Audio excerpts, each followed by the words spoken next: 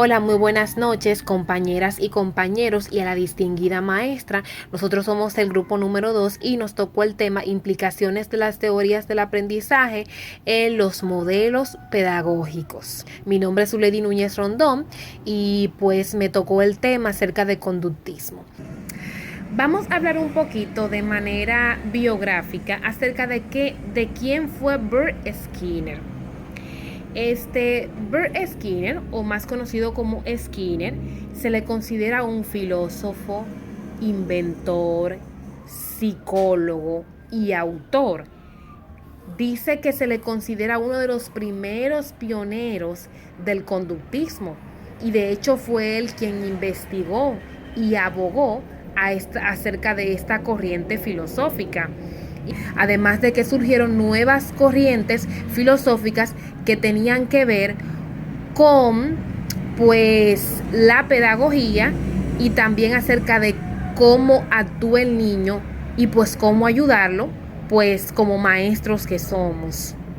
Como todos sabemos, el conductismo es una corriente filosófica la cual dominó en gran parte, se puede decir, en el siglo XX, según investigaciones. Pues en esta corriente filosófica se hicieron diferentes investigaciones acerca del comportamiento y también la conducta de los animales. Hicieron pensar que el aprendizaje era una respuesta que se producía ante un determinado estímulo.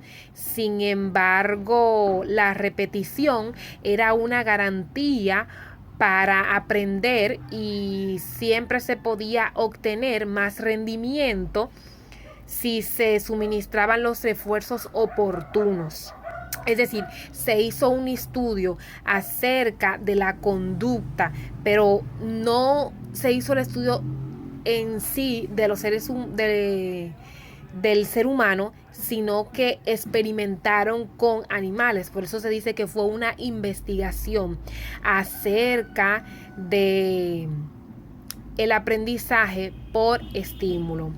Esta concepción del aprendizaje asociada al esquema estímulo-respuesta era coherente con las concepciones epistemológicas empíricas conductistas sobre la naturaleza del conocimiento y la investigación que ya habían defendido Bacon y Pearson en los siglos XVIII y a finales del siglo XIX, respectivamente. En los años 40 fueron hegemónicos de esta concepción y debido a ello entonces surgieron otras tendencias, la cual se basaba en la comprensión humana y más que eso se basaba en algo más que la lógica del descubrimiento. En este enfoque, el trabajo del maestro consiste en desarrollar e innovar una adecuada serie de arreglos contingenciales de reforzamiento para la enseñanza.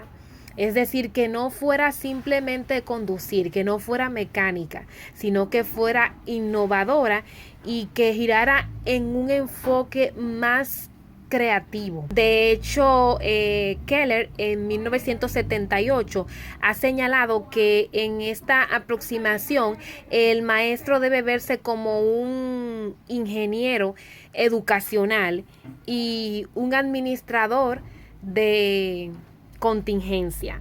Es decir, que se pone el ejemplo que el maestro debe de ser un ingeniero y un ingeniero es aquel que hace obras, que edifica obras, y es que de hecho es lo que debemos hacer nosotros como maestro, es decir, educar al niño, reforzarlo y no solamente conducirlo, sino que este aprendizaje debe surgir de manera natural y ver qué es lo que el alumno le queda, qué es lo que le ha quedado de aquella enseñanza, aprendizaje. Gracias por su atención. A continuación la dejaré con mi compañera Kenia, quien va a estar hablando acerca de las características de este enfoque.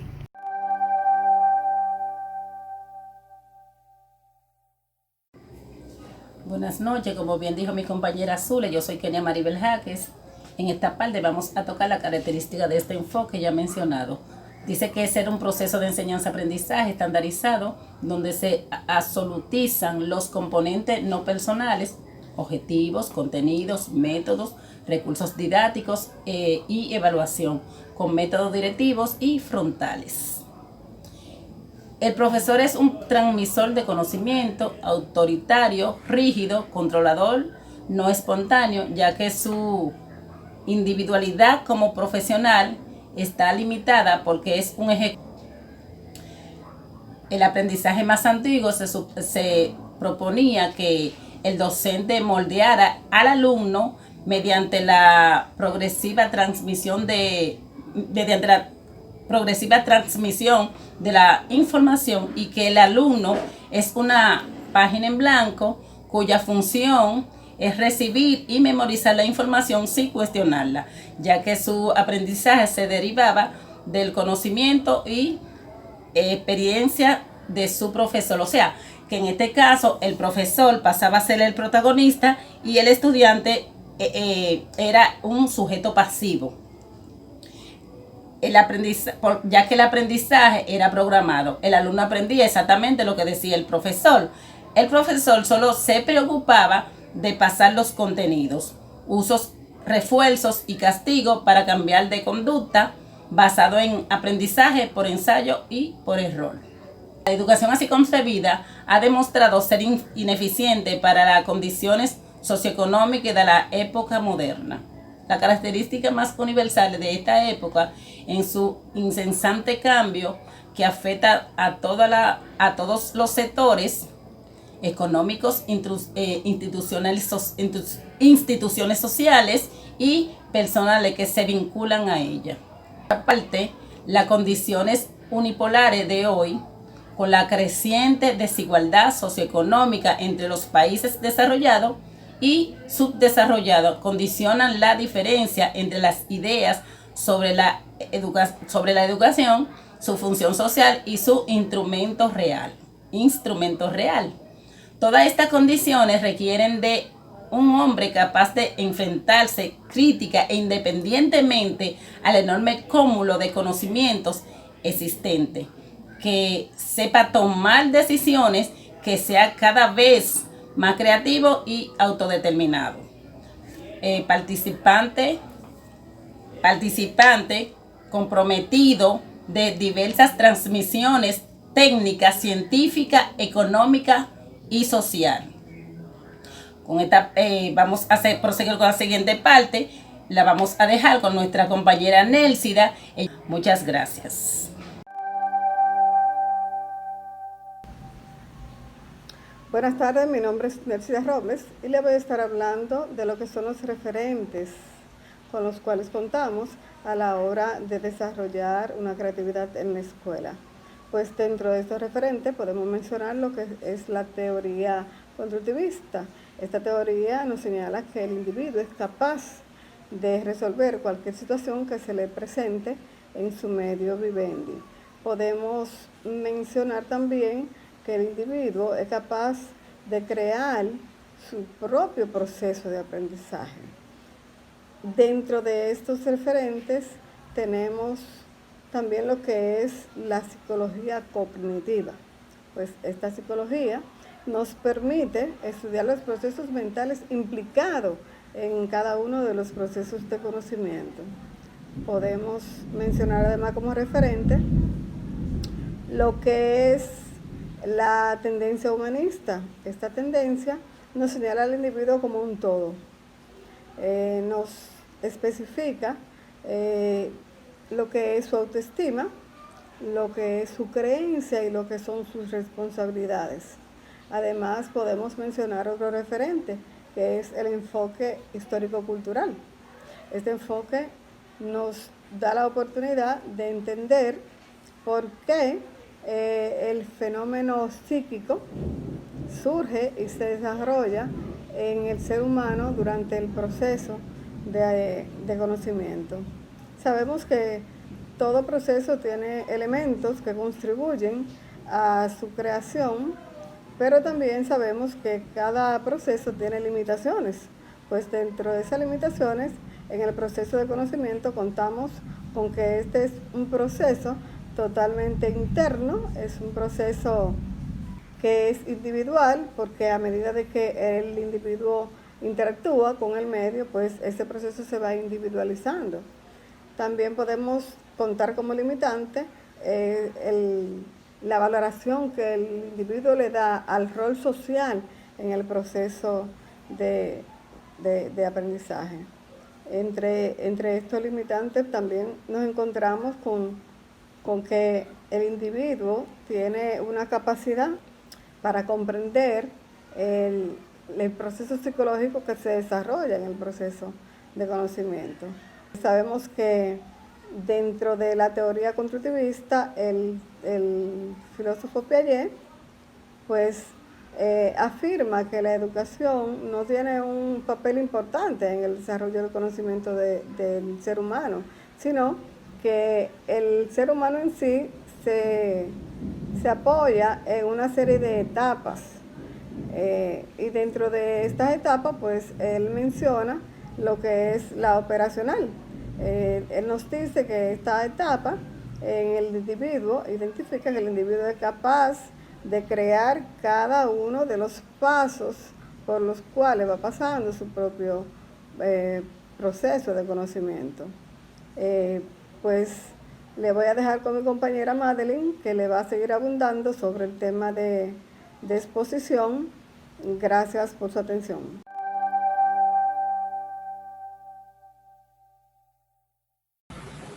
Muy buenas tardes. Gracias, compañera Nélida. Dando continuidad a lo expuesto por mis compañeras, les presento ante ustedes la teoría constructivista de Jean Piaget. Ante todo, vamos a conocer un poco de quién fue Jean Piaget. Fue un psicólogo suizo, de igual manera biólogo y epistemiólogo, quien realizó diferentes estudios e investigaciones acerca de cómo aprendía el ser humano, cómo aprendía y cómo comprendía el mundo que lo rodeaba. Se enfocó suficiente en el aprendizaje de los niños e inició estas investigaciones con sus propios hijos.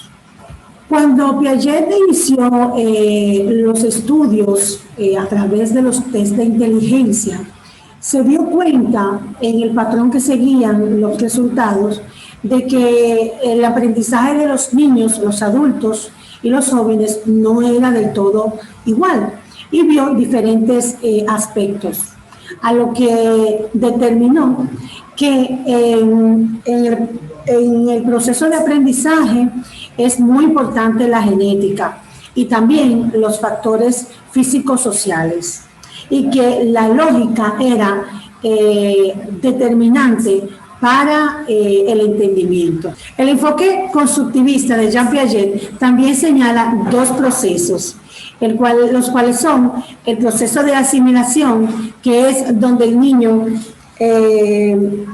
interioriza un evento y lo relaciona con algo. También está el proceso de asimilación, que es el cual trata de modificar esquemas ya establecidos y hace un equilibrio entre ellos. Para Piaget existen 4 etapas o periodos de desarrollo cognitivo. Está la primera, que es la etapa sensorio-motriz, que va desde los 0 años hasta los 2, donde el niño se relaciona mucho con sus sentidos. Por eso es que vemos que se lleva muchas cosas a la boca, todo lo tiene que tocar para poderse relacionar con eso. Está la etapa también que es preoperacional, que va de 2 años a 7 años, donde existe el sentimiento del yo, el egocentrismo, donde él se siente que es el centro del mundo. Tenemos también la etapa operacional, que va desde los 7 años hasta los 12, donde el niño comienza a tener procesos un poquito más complejos y utiliza mucho la lógica y el porqué de las cosas. Y ya para terminar es la etapa formal, que va desde los 12 años hasta su adultez y más allá, que es donde el cerebro elabora procesos abstractos y comienzan a desarrollarse sus propias ideas. Luego de analizar esta teoría y observar cuáles son los pasos que podemos dar para adquirir un marco pedagógico dentro del proceso de enseñanza-aprendizaje, donde el niño sea quien construya su propio aprendizaje. Lo primero es que se deben de permitir que los maestros que adopten esta teoría, este enfoque, sean los encargados de aplicar estrategias y técnicas para poder ayudar al niño a ser el ingeniero de su propio conocimiento. Es muy importante hacernos la siguiente pregunta.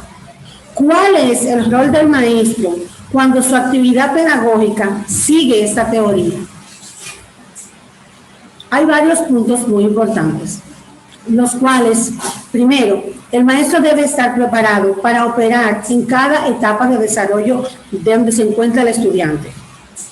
También debe reducir la autoridad para que el estudiante sienta seguridad de aprender con él. Debe respetar los errores de los estudiantes, pues no todo lo que está en una falta es falso. Dentro de los errores hay verdaderas cosas que el niño está tratando de decir. Solo nos falta a nosotros los maestros poder adecuar y guiar esa buena respuesta que estamos buscando del estudiante.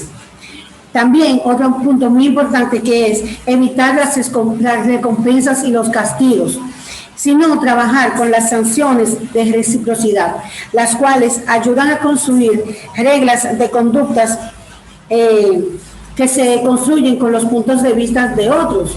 Ahí es bueno que se entienda que se aplica la regla de oro, que es no le hagas a otra persona lo que no te gusta que te hagan a ti.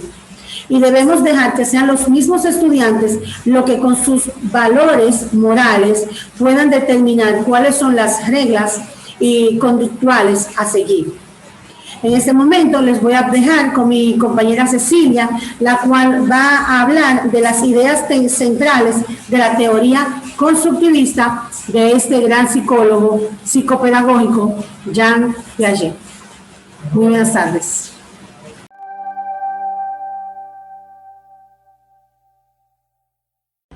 Bueno, mi nombre es Cecilia Pinares Herrera y le estaré hablando sobre las ideas centrales de la teoría de Piaget. Piaget dice en estas ideas centrales que el conocimiento humano es una forma específica muy activa de adaptación biológica de un organismo vivo complejo a un medio ambiente. Esta adaptación es interactiva, es decir, el conocimiento humano surge en la relación del sujeto con su medio. Para comprender esta relación de un sistema vivo con su medio ambiente, la noción fundamental es la de equilibrio. En un medio altamente cambiante, para que un organismo permanezca estable y no desaparezca, debe producir modificaciones tanto en su conducta de adaptación como de su estructura interna de organización. El organismo cognitivo que Piaget postula, selecciona e interpreta activamente la información procedente del medio para construir su propio conocimiento en vez de cambiar pasivamente la información tal y como se le presenta ante sus sentidos. Todo conocimiento es, por tanto, una construcción activa de estructura, operaciones mentales internas por parte del sujeto. Los mecanismos de este proceso de adaptación, construcción del conocimiento son de afecto simultáneo, opuesto y complementario. La asimilación y la acomodación. La asimilación se refiere al proceso de adaptar los estímulos externos a la propia estructura mental interna ya formulada, mientras que la acomodación se refiere al proceso de adaptar esa estructura mental a la estructura de los estímulos.